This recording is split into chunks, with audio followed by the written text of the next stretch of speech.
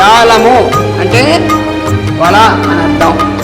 అదే మన నెట్వర్క్ కూడా మనం చేస్తాం కదా, నెట్ అంటున్నాం కదా, జాలం అని అంటాం కదా, అంతర్జాలం అంటాం. జాలం అంటే అది అర్థం.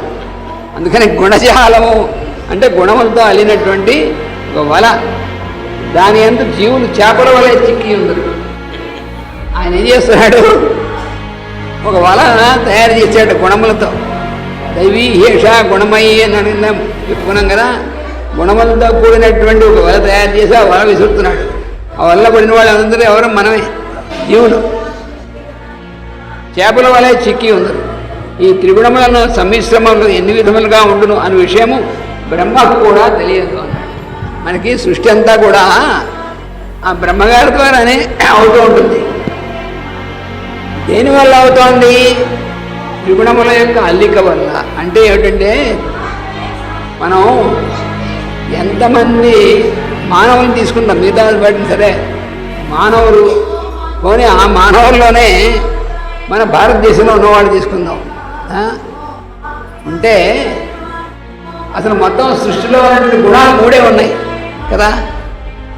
రజో గుణం, తమో గుణం, సత్వగుణం. ఆ సత్వగుణం అనేటువంటిది వేరే గుణం కూడా కాదు. రజస్తమో గుణాల యొక్క బ్యాలెన్స్ సత్వగుణం ఉన్నాయి. మరి 3 గుణాలు అనుకోండి, ఉన్నాయి 3 గుణాలే ఉన్నాయి కదా. ఈ 3 గుణాలతో చేయబడినటువంటి వాళ్ళు 3 గుణాలు ఉన్నాయి కాబట్టి ఎంతమంది ఉండాలి? ఎంతమంది ఉన్నా ఈ 3 రకాల వాళ్ళే ఉండాలనుకో. 3 రకాల వాళ్ళు ఏమిటి? ఎంతమంది ఎన్ని రకాల వాళ్ళు ఉన్నారు మనం చూస్తున్నాం కదా. మనమే ఇక్కడ మన ఇంట్లోనే మనం ఎన్ని రకాల వాళ్ళు ఉన్నాం అంటే ఏమిటి?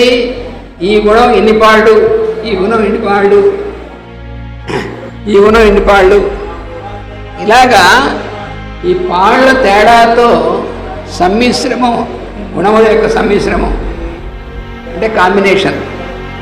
పెర్మ్యూటేషన్స్ అండ్ కాంబినేషన్స్ అంటారు చూసారా. అలాగా ఈ గుణముల యొక్క కాంబినేషన్ అనేటువంటిది 3 గుణాల యొక్క కాంబినేషన్తో ఇన్ని కోట్ల జీవరాశులు ఒకరికంటే ఒకళ్ళు భిన్నంగా. ఇది ఎంతగా ఉందంటే బ్రహ్మకు కూడా అందుపడదు. మీరు బ్రహ్మగారికి వెళ్ళి, అయ్యా ఇన్ని కోట్ల మంది సృష్టించావు కదా, వీళ్ళు ఎవరో చెప్పగలవండి బాబాయ్ నన్ను అడగంటాడు.